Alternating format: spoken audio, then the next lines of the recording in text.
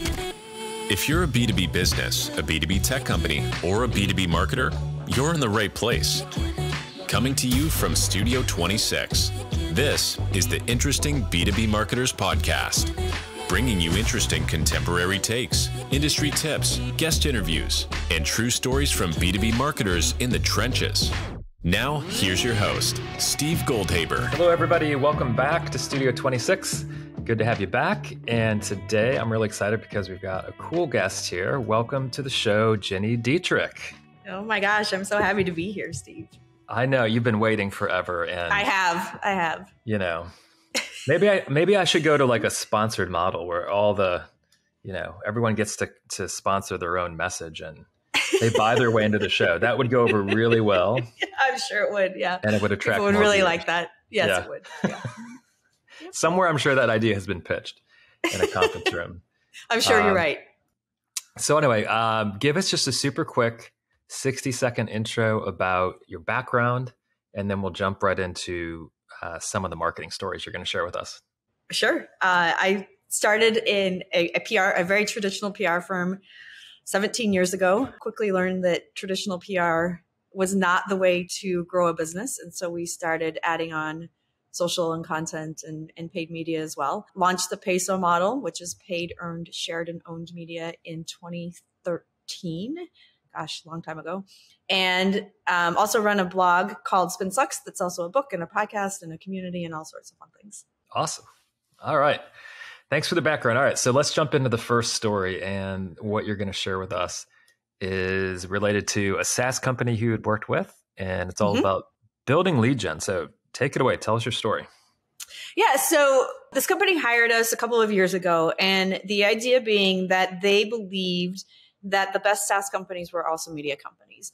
And of course, they came to us because that's something that we've done for our own business through Spin Sucks, and wanted to know if we could help them build a media company. And what we discovered is that because of their audience, they had access to sports celebrities, Olympians, athletes in general, both at the little league level all the way through professional level. And so it actually was, I hate to say this out loud, but pretty easy to create a media company for them because we had such great content just from the work that they do.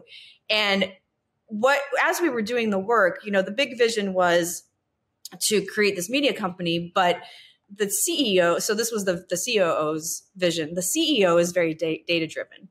And we had to figure out how to realize this vision of creating a media company while also driving sales.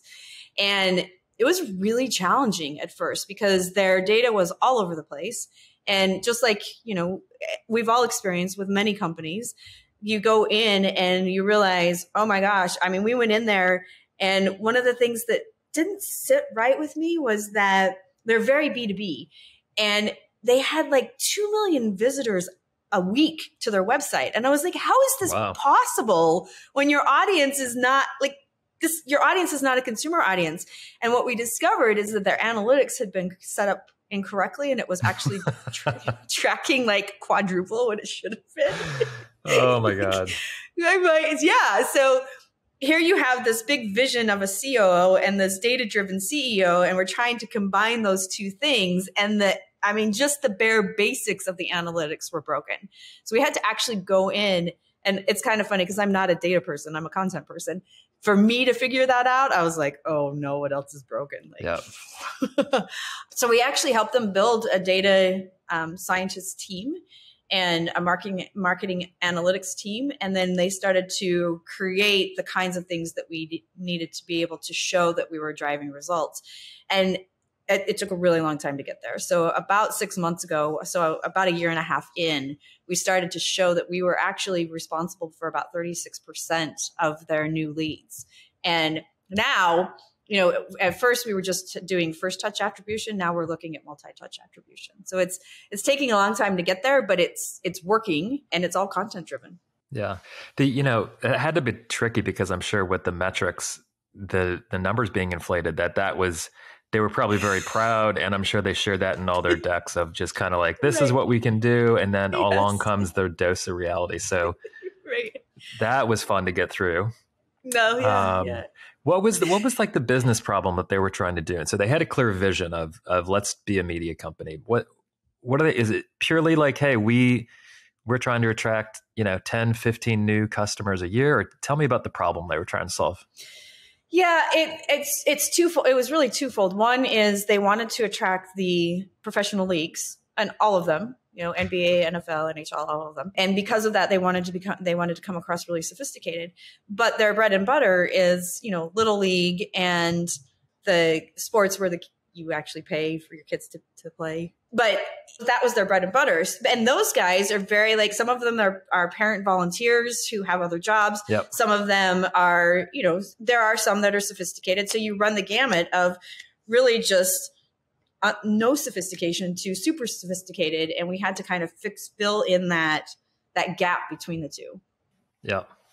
I can relate to that because I have been a coach for Little League baseball. That was my business, my big sponsorship play, which is kind of funny because I came from a world where, you might spend hundreds of millions of dollars to sponsor something. I ponied up $600 for the local Little League team, which crazy. Which was cool because now I got to choose the colors of the uniform, and the logo for 26 characters was on the uniform. That's super cool. And then my kid, my younger one, Charlie, he played on the team. So I was like, what a sponsorship. But you know what the funny thing about that random story, because it's such a sponsorship that doesn't make sense beyond just, hey, let people in the community know that you're here. Yeah.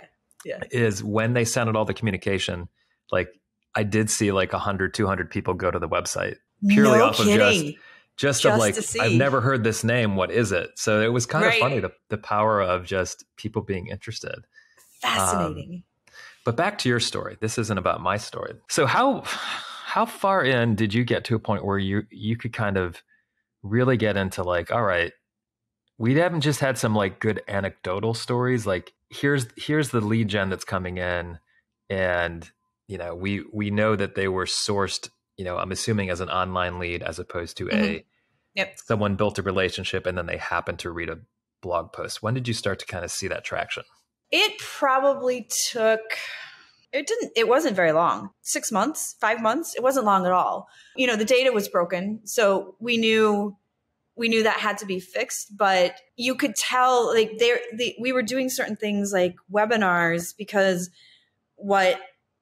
somebody who's running a club team, that's the word I was not coming up with. Someone who's running a club team wants to learn from a professional team, how to recruit volunteers and what your coaches need to know and those kinds of things. So we would have webinars focused on those kinds of things, and people came in droves.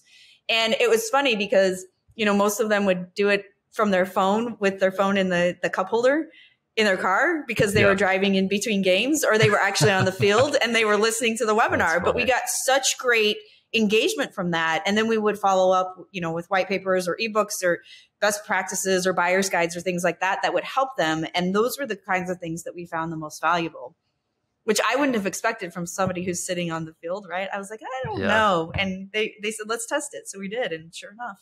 That's interesting. So what about the balance? You've thrown a couple content types out. Did you have sometimes people aren't ready to go for the deep dive into a webinar. They need to kind of be nudged into it. So do you go big right away and ask for the webinar sign up, or do you kind of sprinkle in some smaller things to build trust, and then they'll say, no, I think these guys do good content. I'll go spend 10, 15 minutes on a webinar.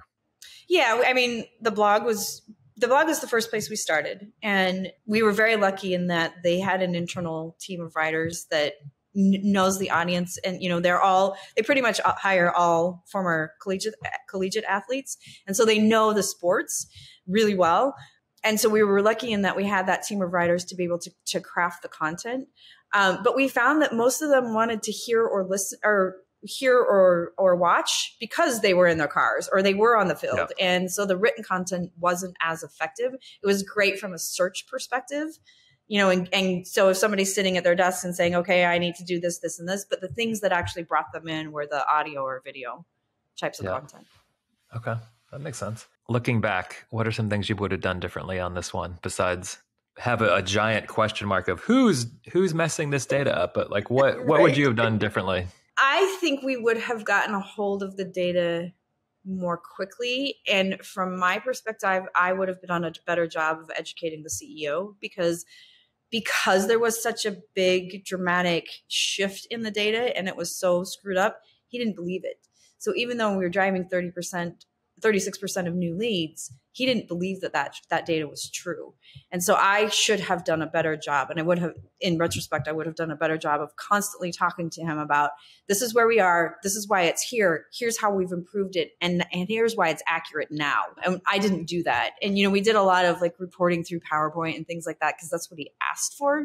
But I think he really needed, in retrospect, for somebody to sit down with him and say, this is the data, but let me tell you the story behind it. Yeah. Because he wasn't getting that. I think that's so important. I feel like we fall victim so much to, we put all the time to create the report.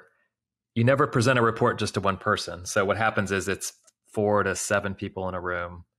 Everyone has their guard up. And because of that, you can't have that like conversation. So I always love those one-to-one conversations where you can just get to those real things where it's like, do you believe these numbers? Or, what can we do to fix some of the data issues? But that won't come out in a big meeting. So I think that's a good lesson learned is have those one-to-ones.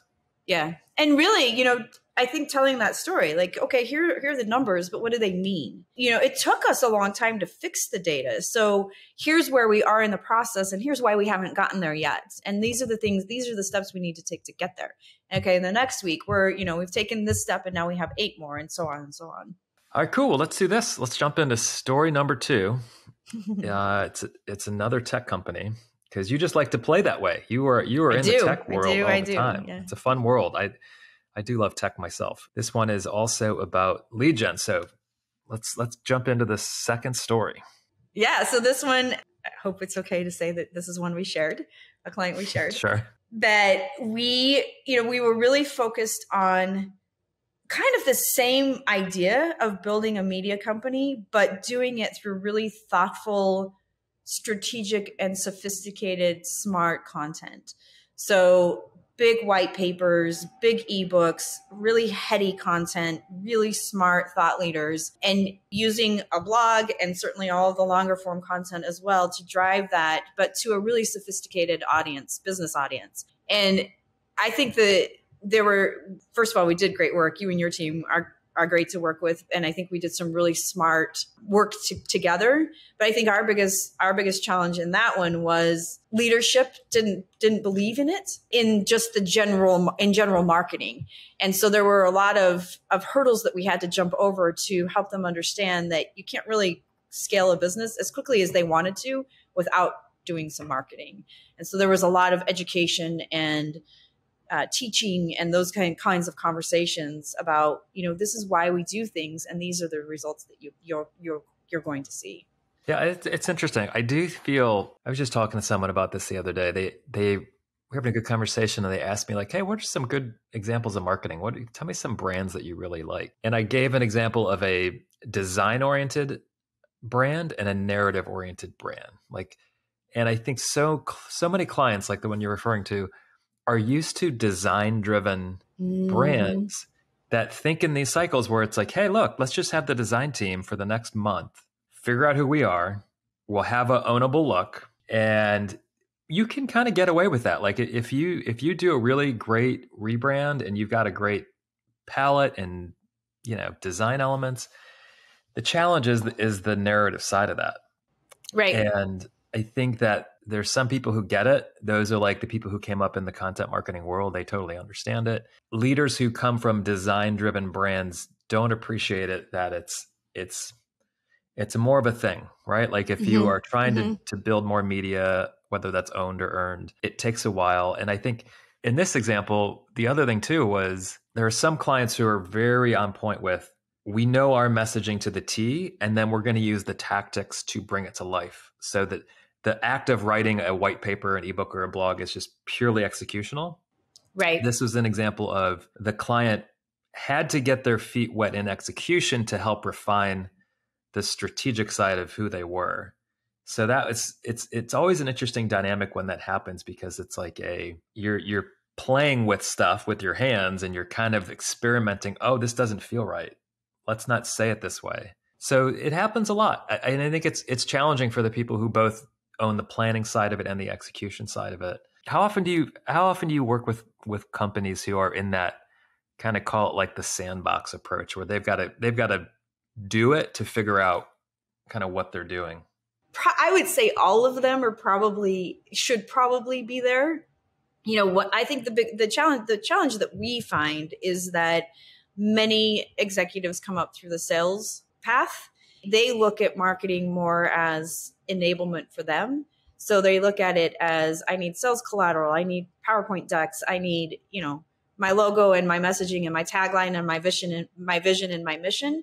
And that's how they focus on it. And so getting them to play in the sandbox of narrative is one of the biggest challenges, because it's great. You need all those kinds of things. I would argue that that's not marketing, it's sales enablement, and maybe sales enablement falls under marketing, but I would not say that that's marketing in today's world.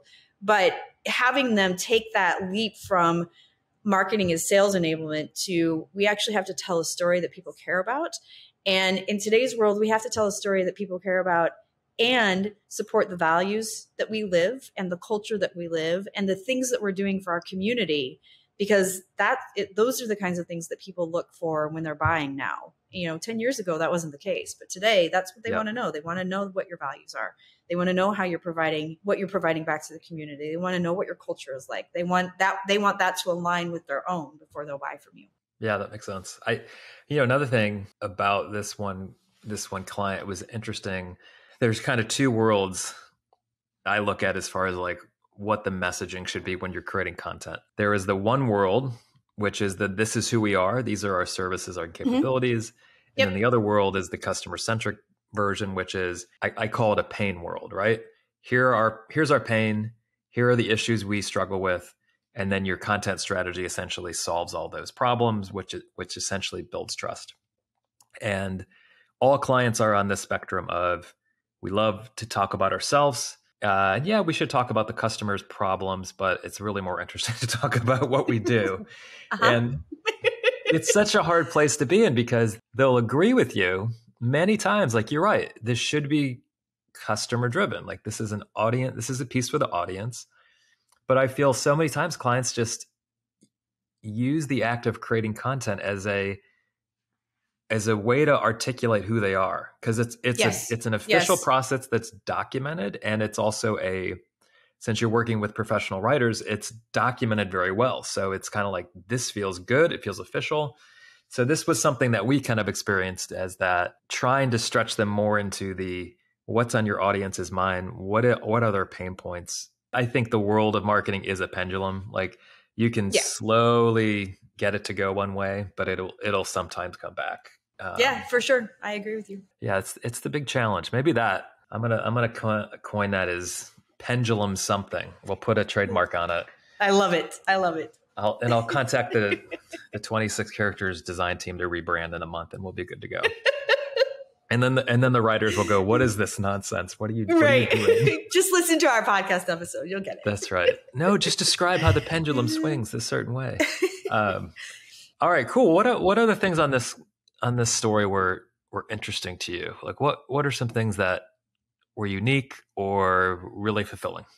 I loved working on that client because we really did such good work. Like, the content that we created was so heady and interesting. And part of that may have been because I am their target audience. I'm that client's target audience just generally. So it was really interesting content for me in general. But the way that you and your team approached interviewing subject matter experts and thought leaders, and then taking the strategic oversight that me and my team did with, the content development and theme and topic development, I think we just did really good work.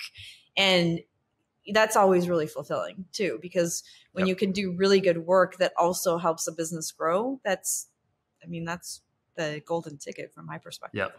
Yeah. I think my favorite piece that we had done for the client was so specific. It was, and I can't obviously say the client or the brands they were trying to work with, but it was one company that they were targeting, and we created a 6 to 8 page ebook just for that company. Just right? for that. Yep. It was a sales pitch to probably 3 people at that company. Yep.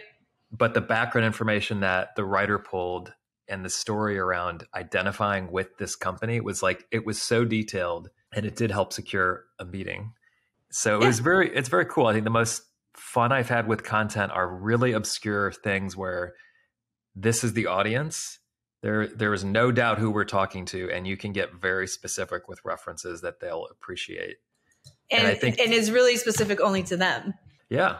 Like I remember writing, we were writing headlines for that thing, and I'm like, like I can't look at a cover in ebook that is this specific with a call to action to a brand and not want to read it, Right. That was fun to get a couple of those opportunities. Yeah, I thought the work we produced was top notch for sure. All right, awesome. Well, we're done with the storytelling phase. Now we get into the fun phase. This is like the Barbara Walters chair, where we get to interview and find out about all your journeys in the world of marketing. So tell us about what got you started in the world. You mentioned PR as part of a foundation, but what was like the first thing that you did that was in that world of marketing, PR, and comms? So I graduated from college with an English degree. And my idea was that I was going to go to law school because I wanted to do contract negotiations for professional athletes. And my mom got sick and I needed to take a year off. And, because I was taking care of her, I also had to have a job. And I hadn't thought about a job because I was going to go right to law school. And a girlfriend of mine interviewed for at Fleishman Hillard, and she was like, that's not a job I want. She's like, but I think it would be perfect for you. I didn't know anything about PR. I didn't know anything about PR firms. I'd never heard of Fleishman Hillard. And I was like, okay, I just need a job. And so I went in and interviewed, and the rest, as they say, is history. But my very first job, and this will make you laugh, this is definitely ages me, but my very first job was to stand at the copier and make copies of all of the stories that the account team had placed for clients. But they had to be color copies. And back then, the color copier would do red, yellow. Oh my God. Blue, right? And it took forever to get a color copy. And so I would read these stories because I didn't have anything else to do while I'm standing there at the copier. And I was in a meeting. They allowed me to go to a meeting, and they told me not to say anything. And so I'm sitting in the back, and I'm just taking notes. And I'm in this meeting with the account team and the client, and the general manager of our office is there. It's a big meeting. And the client asked a question, and nobody had the answer. And I was like, I know the answer. And so Gary Kisner, who was our GM at the time, said, okay, Ginny, you can speak. And I gave them the answer. And he said, how did you know that? I'm like, I've been reading all these articles. So it turned out that I knew all of this information that no one else knew because I'd been reading all these articles. And so they promoted me, and then the rest has become history. That's a pretty cool story. I do remember those days of the 3 scans for the color copies. It took forever. I started doing an internship at an agency called Campbell Methune. And so much of what I did was like traffic related things. So like, oh yeah, it was like, as an intern there was probably like 6 floors in the building they were in. So it was like, how do we get the tape that the editing studio did up to the account floor? Right. 6 floors in there. You really are, as a junior person like that, you do get such great exposure to the whole beast of like really how an agency works. Yeah. So it's a good spot to be. Yeah, I agree. Yeah. And kids today, they just want to go right to the CEO spot. And you're like, no, you have to have the experience of being at the bottom. I do feel like going forward, there's very little of a ladder. Like clearly there's hierarchies of like things, but when you started out in advertising or marketing, it was very clear that like you were on this rung of the ladder. And I think that's done today because I think you're right. The ability for everyone to build their own brand or start their own business, it's very much like I can have a first job and do my own thing. So that's also great that it's like an open source approach to that where I remember reading, I went to school at Purdue, and I remember a couple of months before I graduated, I was sitting on the stairs of like the library reading The World of Advertising. And it was like such a map. It was like you start out doing some type of internship, then you're an assistant account executive. And then one day you'll get promoted to an AE and then a senior. Like it just was like the perfect blueprint if you had no idea what was going on. And all that stuff like doesn't even matter today. It doesn't. It totally doesn't. It's pretty funny. Right. looking back at your marketing career, what give us a moment in time when you were just having an amazing time. Like, was it one of the big tech booms where everyone was just investing in marketing and content? When did you have the most fun?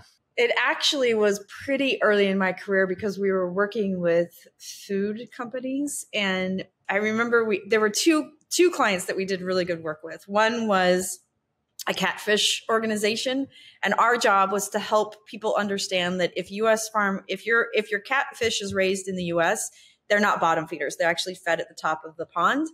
And it was at a time that the Japanese was dumping catfish into the US and calling it US farm raised. So we had this whole like lobbying and regulatory plus brand awareness plus messaging program. And we hired celebrity chefs. So this was before Food Network existed. Epicurious.com had just launched. Oh yeah. Curious, sure. Yeah. And so we had hired these celebrity chefs to help us to raise awareness about catfish and actually get catfish on white tablecloth restaurant menus. And we were in the middle of Mississippi on a catfish farm in tents, and we had these young up and coming professional chefs cooking catfish in a contest. Like it was cool shit. Like you can't do that stuff anymore. But yeah. I remember we were trying to make clarified butter for one chef, and he's like, go buy some. And we're like, no, we can actually make it. There's nowhere in Mississippi to buy clarified butter. I promise you, we can just make it. And so we were like making it and scooping it off just like cool. And then the other one was we worked with a fire ant killer, because in the South they have fire ants, and you can't go out on your lawn if you have fire ants. It's a big deal. And so this company had launched a product that was a once a year, you did the whole lawn and it was taken care of for the whole year. And so we created a fire ant funeral, and we hired a pastor, we hired mourners, we had a big, huge fire ant that was made out of modeling clay that was upside down, dead in a coffin. I mean, just fun stuff. It was so fun. The stuff you just don't do anymore. It just doesn't exist anymore. It was super fun. Wow. Just that, the whole death of the fire ant, that's a rich conceptual area. I see like the funeral home, the cemetery, the procession. Oh yeah. Yeah. We did the whole thing. Yeah. It was great. It was super all right. Now fun. that we're having so much fun about the highlights, give us a moment in time where it was like, it was time to leave after I finished this day. Cause like, it wasn't fun. And I wouldn't go back to doing it again. I mean, honestly and truly, it was the Great Recession. Like it was such a horrible time for the country, but also for me as a business owner.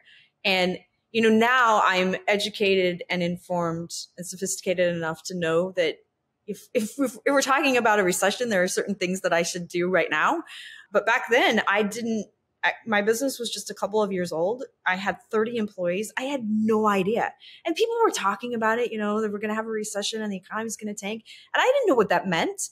And we were still crushing it from a business development standpoint, and clients were still coming on, and all of this was happening. And then between the holidays of 2008 and 2009, I got 90% of our clients sent certified letters saying, we're really sorry. So everybody had jobs when they left for the holidays. And when they came back, I had to lay everybody off. And that at that moment was like, I'm not sure I want to do this anymore, because it was hard. And it took me a couple of years to recover and I start hiring again. It was rough. Yeah, it's crazy how something at that macro level really can it doesn't matter how good you're doing. It's just this tidal wave comes and suppresses it all. Yep. All right, we're going to do 1 or 2 more questions here. We're going to jump into pet peeves now. And I'll be more specific. So someone's pitching you. They're trying to sell you something.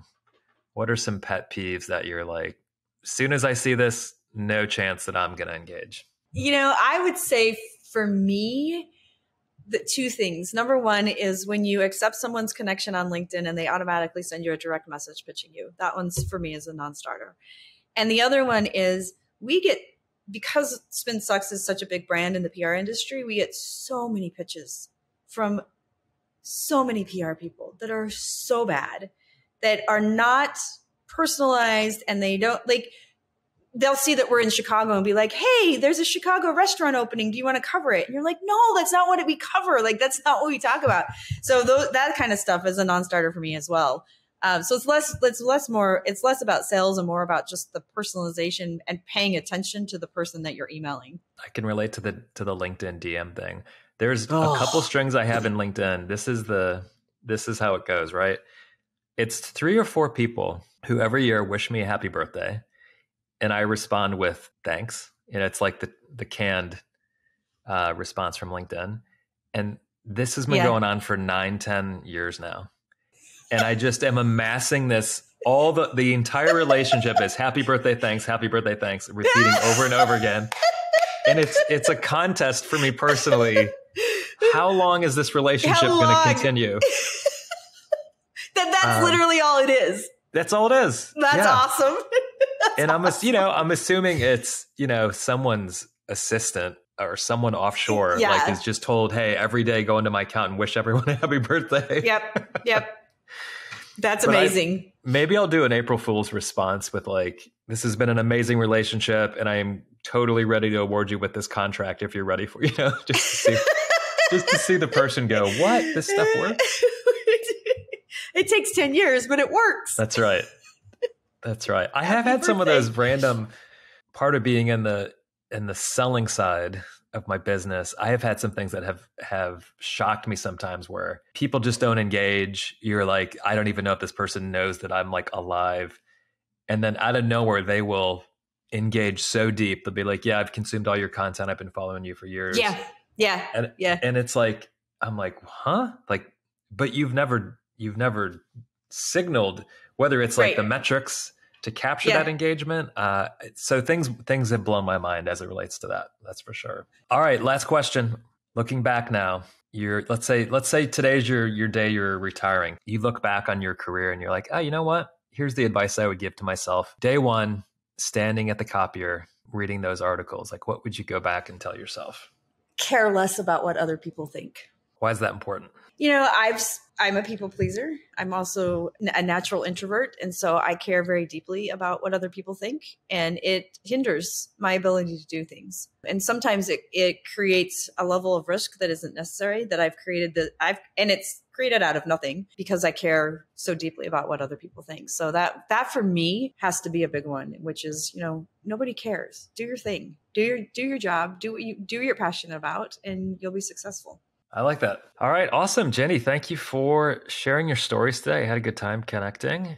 And if people want to connect with you. Thanks for having me. Yeah. Where can people find you on the world of the internet? Oh, it's so easy. Spinsucks.com. All righty. Cool. Well, thanks everyone for joining the show today, and have a wonderful day. Take care. Thanks for tuning in to the Interesting B2B Marketers podcast. Be sure to subscribe wherever you heard this podcast so you never miss an episode. If you found value in today's episode, please help grow the podcast by sharing with others and leaving a review. We'll see you next time.